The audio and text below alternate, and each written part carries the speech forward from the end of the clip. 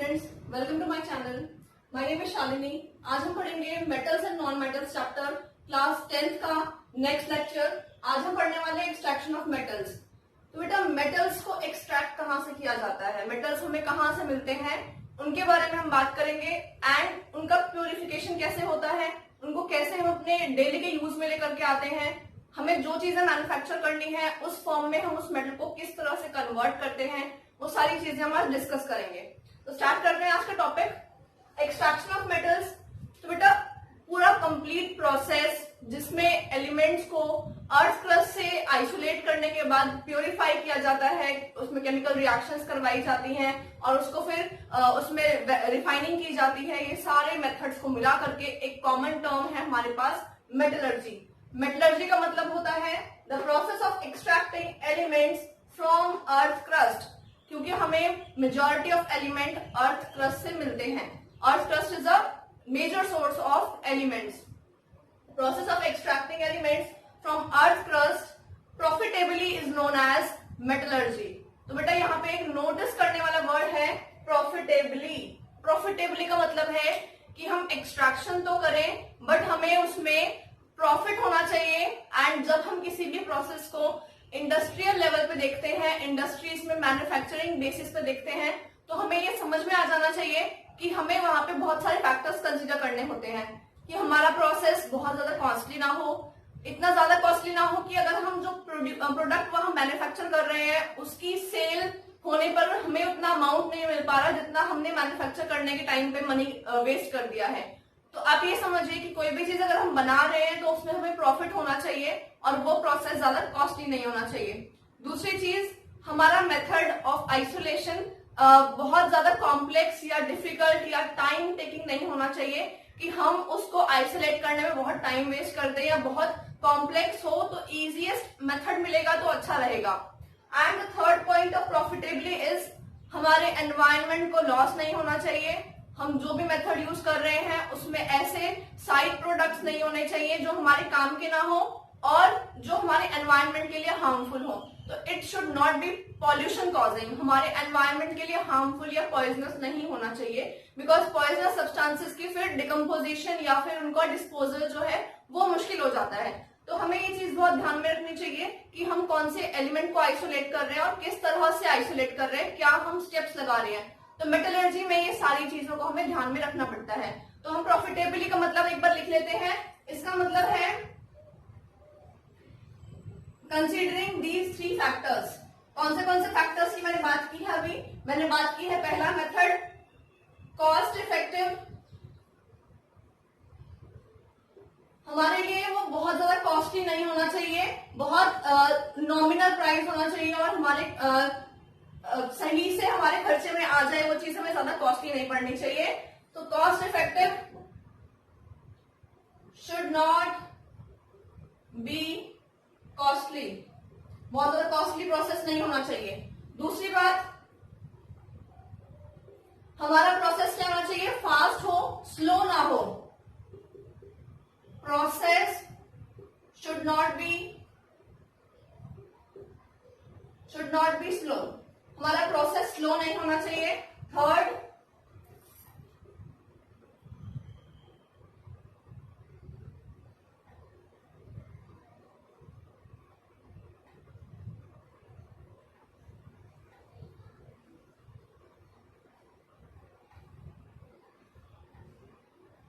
हमारे जो side products हैं, जो सब्सटेंसेस हमारे प्रोसेस को कंप्लीट होने के टाइम पे या उसके कुछ स्टेप्स में निकल रहे हैं या साइड प्रोडक्ट्स हैं, उनको हम साइड प्रोडक्ट्स बोलेंगे।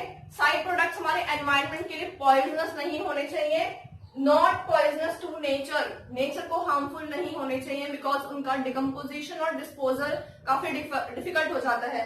तो मेटलर्जी एक कंप्लीट प्रोसेस है जिसमें हम क्या चीज ध्यान रखते हैं कि हम अर्थ क्रस्ट में से किसी एलिमेंट को आइसोलेट करेंगे एंड इन तीनों फैक्टर्स को ध्यान में रखेंगे, because ultimately in opening an industry हम अल्टीमेटली ये सोचते हैं कि हमारा प्रॉफिट होना चाहिए, बेनिफिट होना चाहिए और उसके लिए ज्यादा कॉम्प्लेक्स नहीं होना चाहिए हमारे लिए कोई भी प्रोसेस।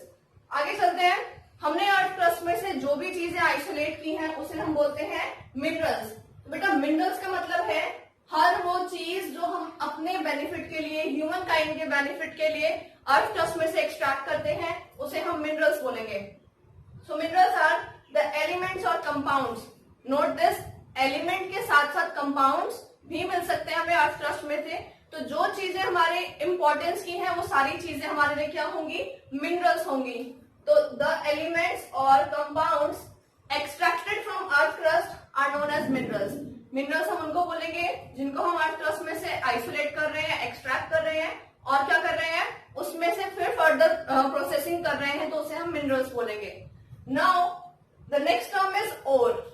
ओर वर्ड बहुत कॉमन है। The minerals from which element can be extracted profitably.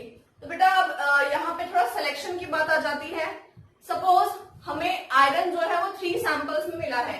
Like we are having sample number A, sample number B and sample number C. 3 तरह से 3 कंपाउंड्स हमें मिले आयरन के अर्थ क्रस्ट में से। फर्स्ट वाले सब्सटेंस में ओनली 10% आयरन प्रेजेंट है। एग्जाम्पल दे रही हूं मैं आपको। सपोज कोई एक सब्सटेंस है, कंपाउंड है जिसमें 10% आयरन प्रेजेंट है। दूसरा कंपाउंड है जिसमें 50% आयरन प्रेजेंट है और तीसरा हमारे पास सब्सटेंस है जिसमें 80% आयरन हमारा प्रेजेंट है।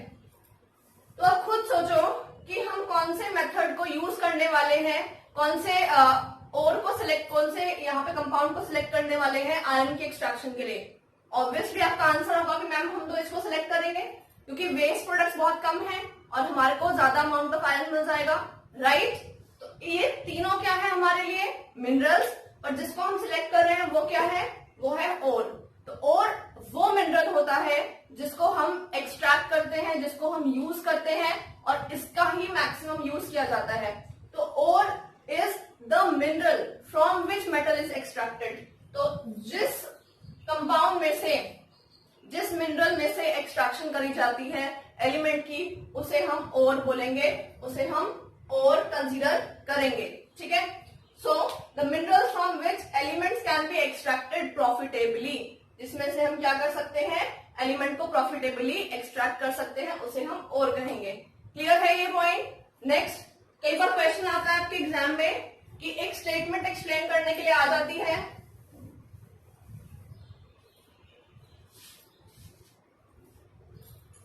The statement is all ores are minerals but all minerals are not ores.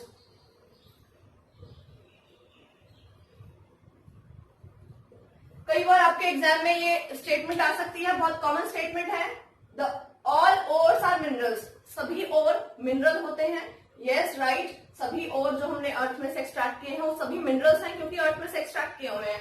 But all minerals are not ores. मैंने बताया आपको जमीन में से निकाली जाने वाली हर चीज मिनरल है, बट जरूरी नहीं कि वो हमारे काम की हो या हम जिस प्रोसेस को कर रहे हैं, जिस एलिमेंट को एक्सट्रैक्ट कर रहे हैं तो उसमें हमारा कोई काम आए, तो उसको जरूरी नहीं है कि हम सिलेक्ट करेंगे।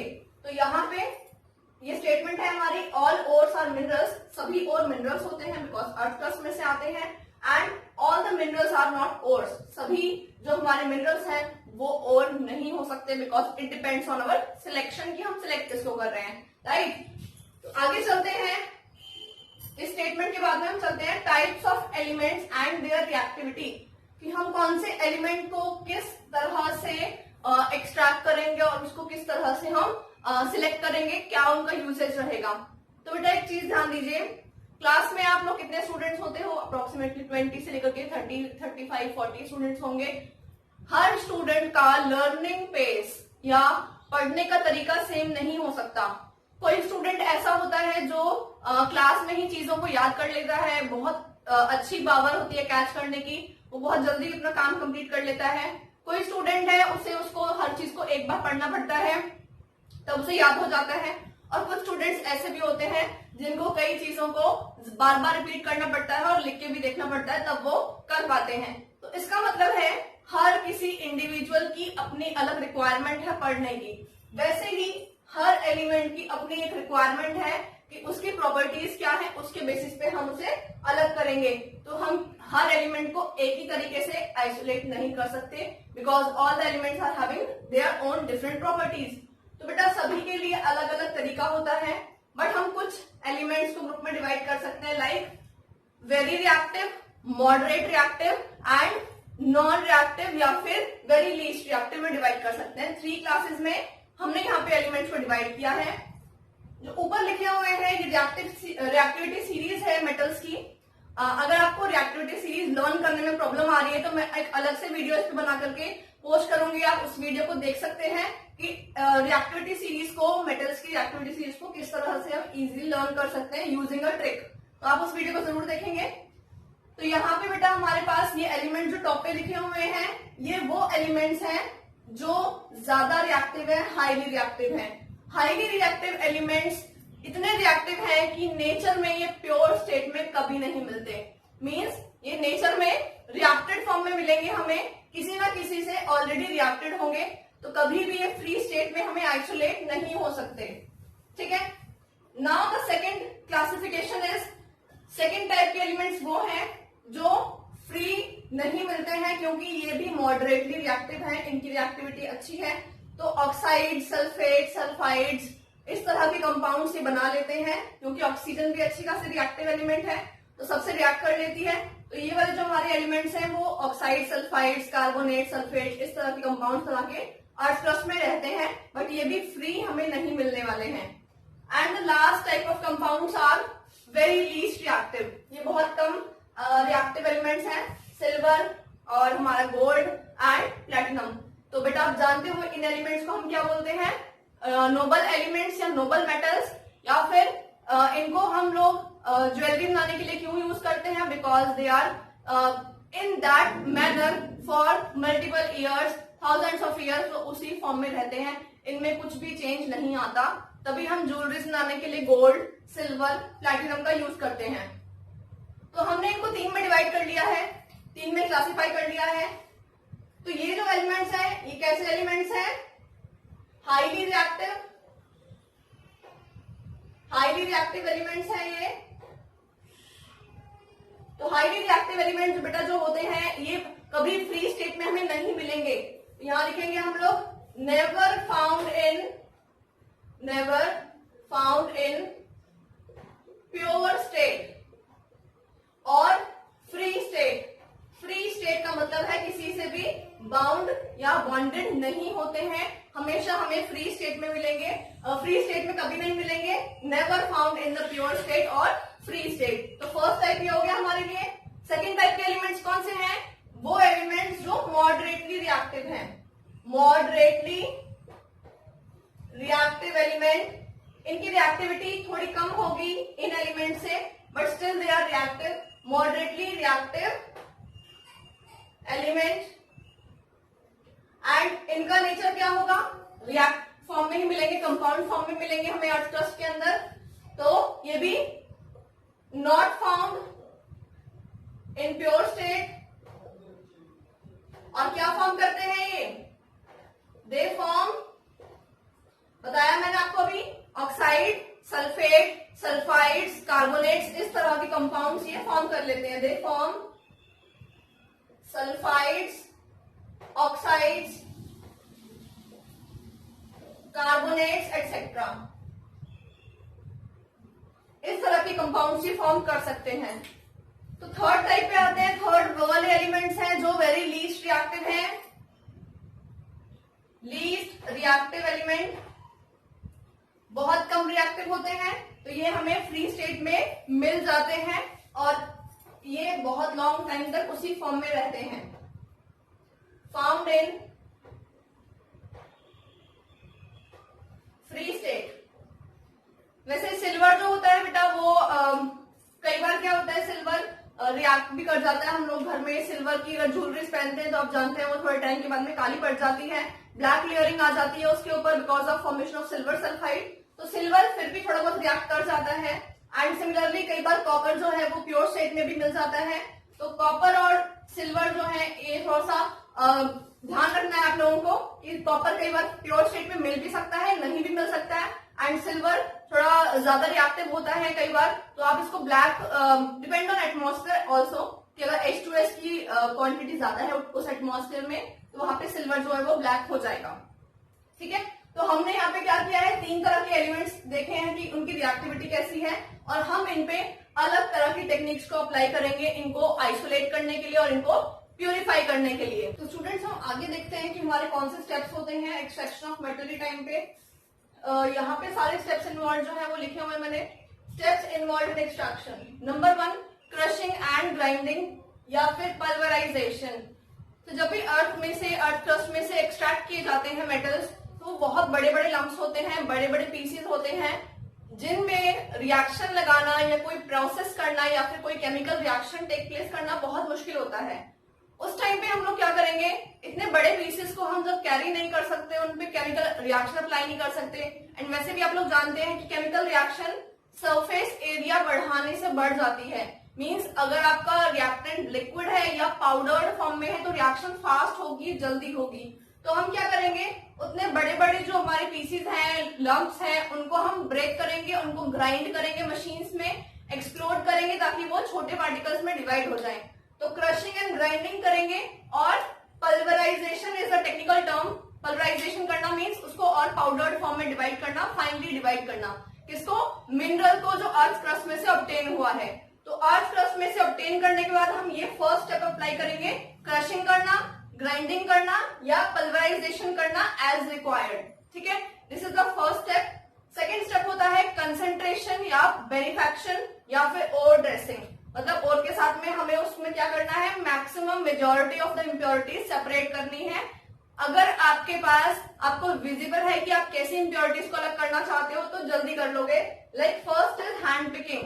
तो आप जानते हो हैंड पिकिंग मेथड हम कब लगाते हैं, हम घरों में जब भी कोई चीज कुक करते हैं, लाइक हम लोग राइस या फिर दाल कुक करते हैं, तो उस टाइम पे हम देखते हैं कि कोई इम्प्योरिटी तो नहीं है। हम किस बेसिस पे इम्प्योरिटीज को सेपरेट करते हैं, कलर के बेसिस पे, उसकी प्रॉपर्टीज के बेसिस पे, शेप के बेसिस पे। तो हैंड पिकिंग कर सकते हैं। अगर हमें दिखाई दे रहा है कि कोई चीज मेटल का ओर है या मिनरल है और कोई चीज रिक्वायर्ड नहीं है, पत्थर है, तो उसे हम सेपरेट कर सकते हैं। हैंड पिकिंग से दोनों चीजों को सेपरेट किया जा सकता है। Second is hydraulic washing.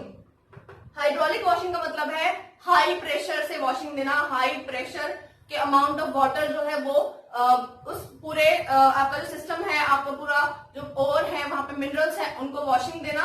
उस प्रोसेस में क्या होगा, maximum amount of clay, dust particles, impurities remove down हो जाएंगी और वो वाटर की फोर्स के साथ में हट जाएंगी। तो उनको हम सेपरेट कर सकते हैं by hydraulic washing. Next is magnetic separation. बेटा मैग्नेटिक सेपरेशन का मतलब होता है कि मैग्नेटिक अगर हमारा ओर है और उसके अंदर नॉन मैग्नेटिक इम्प्योरिटीज हैं, तो हम दोनों को बहुत आसानी से सेपरेट कर सकते हैं। अगर मैं आपको मिक्सचर ऑफ एक आयरन का मेटल दे देती हूँ, आयरन की हमारे पास बहुत सारे कीले हैं, नेल्स हैं, हमने उसको मिक्स कर दिया पत्थर के साथ में और बहुत सारा है, अगर मैं आपको कहूँ सेपरेट करिए और आप मैग्नेट लेकर के आएंगे तो बहुत जल्दी सेपरेट कर लोगे। यही हो रहा है यहाँ पे मैग्नेटिक सेपरेशन में। हम क्या कर सकते हैं, हम यहाँ पे मैग्नेट की हेल्प से, मैग्नेट यूज करके आपका जो मैग्नेटिक ओर है उसे हम सेपरेट कर लेते हैं और जो नॉन मैग्नेटिक इम्प्योरिटीज होती हैं वो सेपरेट आउट हो जाती हैं। अच्छा, इसका वाइस वर्सा भी पॉसिबल है। अगर इम्प्योरिटीज मैग्नेटिक है और जो हमारा ओर है वो नॉन मैग्नेटिक है तो उसको भी अलग किया जा सकता है। इट इज सिचुएशनल, आप ऐसा भी कर सकते हैं। Next is froth flotation. Froth flotation का मतलब होता है बेटा, फ्रॉथ का मतलब होता है झाग, झाग बनाना।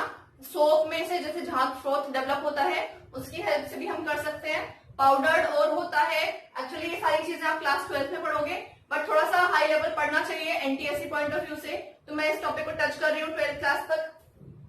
फ्रॉथ फ्लोटेशन में हम लोग क्या करेंगे, पाउडर्ड और होता है और ऑयल और वाटर यूज करके फ्रॉथ बनाए जाते हैं, झाग बनाए जाते हैं, जिससे हल्के और पार्टिकल्स ऊपर आ जाते हैं, हैवी इंप्योरिटीज नीचे बैठ जाती हैं और जो झाग होते हैं, जो फ्रॉथ होते हैं, उसमें और पार्टिकल्स जो पाउडर फॉर्म में है वो स्टिक हो जाते हैं। तो जब उसको सेपरेट किया जाता है और उस फ्रॉथ को ड्राई किया जाता है तो सारे पार्टिकल्स हमें मिल जाते हैं और इम्प्योरिटीज वाटर के साथ में रिमूव डाउन हो जाती हैं। Next is leaching. लीचिंग का मतलब है केमिकल प्रोसेसेस यूज करना, केमिकल रिएक्शंस यूज करना। ये एलिमेंट टू एलिमेंट डिपेंड करेगा कि आप कौन सा, किस चीज से कौन से रिएक्शन करवा रहे हो। ठीक है, नेक्स्ट चलते हैं। इन दोनों मेथड्स करवाने के बाद हम थर्ड मेथड करवाएंगे, एक्सट्रैक्शन ऑफ क्रूड मेटल्स। मतलब कि आप क्रूड मेटल जो है उसको एक्सट्रैक्ट कराओगे। मतलब यहाँ पे हम एक्सट्रैक्शन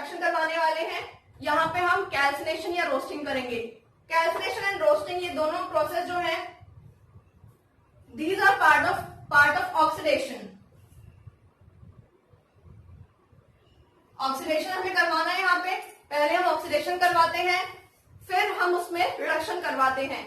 एक्चुअली अगर किसी कंपाउंड में मान लीजिए सल्फाइड बना हुआ है, कार्बोनेट बना हुआ है, हाइड्रेटेड कंपाउंड बना हुआ है, तो हमें उन सारी चीजों को हटा करके उसमें सिर्फ ऑक्साइड मतलब ऑक्सीजन को ही रहने देना है। ठीक है, मतलब अगर कोई सल्फाइड है, कार्बोनेट है, सल्फाइड्स हैं, सल्फेट्स हैं, उनकी हम रिएक्शन करवाएंगे, उनको हम कैल्सिनेशन या रोस्टिंग करेंगे, उनका मतलब है सिर्फ ऑक्साइड फॉर्म करवा देना, बाकी सारी चीजों को हटा देना। तो ऑक्साइड का रिडक्शन करना आसान होता है, बल्कि बाकी चीजों का रिडक्शन करना आसान नहीं होता है। तो पहले हम ऑक्साइड में कन्वर्ट करेंगे, देन हम ऑक्सीजन को हटा करके रिडक्शन करवा देंगे, तो हमें क्रूड मेटल मिल जाएगा। ठीक है, तो पहले हम कराएंगे oxidation, then we will do reduction. तो ये मेथड कराएंगे हम लोग क्रूड मेटल के साथ में एक्सट्रैक्ट करने के लिए। पहले ऑक्सीडेशन देन रिडक्शन। ऑक्सीडेशन के दो टाइप्स हैं, क्या? Calcination and roasting. आगे चलते हैं फोर्थ पे, refining of crude metal. Refining of crude metal means crude metal में से प्योर सब्सटेंस आइसोलेट करना, मैक्सिमम इम्प्योरिटीज को हटा देना, और जो हमारे पास सब्सटेंस है उसमें 99.99% मेटल प्योर फॉर्म में रखना। मतलब अगर यहां तक प्रोसेस करते करते भी आपका एलिमेंट आप ले आए हो और उसको भी आप अगर देखो तो वो भी कंप्लीटली 100% प्योर नहीं होता है, उसके अंदर भी इम्प्योरिटीज हो सकती हैं। अब आप पूछोगे मैम किस टाइप की इम्प्योरिटीज? अगर हमने इतने सारे स्टेप्स लगा ही लिए हैं, ये सब कर ही लिया है, तो उसमें इम्प्योरिटीज कहां से रह गई? बेटा उसमें इम्प्योरिटीज रह जाती हैं अगर कोई एलिमेंट है, suppose we are talking about की एक एलिमेंट है एक्स, उसकी बात कर रहे हैं, उसी के ग्रुप में आने वाले कोई और एलिमेंट जिसकी प्रॉपर्टी उससे बिल्कुल सिमिलर है, वो क्या हो सकता है? वो उसमें प्रेजेंट हो सकता है। तो हम क्या करेंगे? उसको सेपरेट करने के लिए हम लगाएंगे रिफाइनिंग ऑफ क्रूड मेटल। तो रिफाइनिंग कैसे कर सकते हैं? Distillation, liquation, electrolytic refining and zone refining, ये 4 मेथड्स हैं। पर बेसिकली हम लोग इलेक्ट्रोलाइटिक रिफाइनिंग करते हैं because it is the best method to find out या टू रिमूव मैक्सिमम इम्प्योरिटीज। तो हम इलेक्ट्रोलाइटिक रिफाइनिंग करेंगे, वो हम आगे डिस्कस करेंगे। तो आज का मेरा वीडियो यहीं तक था। मैं इसके आगे जो नेक्स्ट पार्ट है वो नेक्स्ट वीडियो में इंक्लूड करूंगी। अगर मेरा वीडियो आपको पसंद आया हो और आपको अच्छा लगा हो, आपने नोट्स प्रिपेयर किए हो, तो लाइक जरूर कीजिए मेरी वीडियो को और मेरे चैनल को सब्सक्राइब जरूर कीजिए।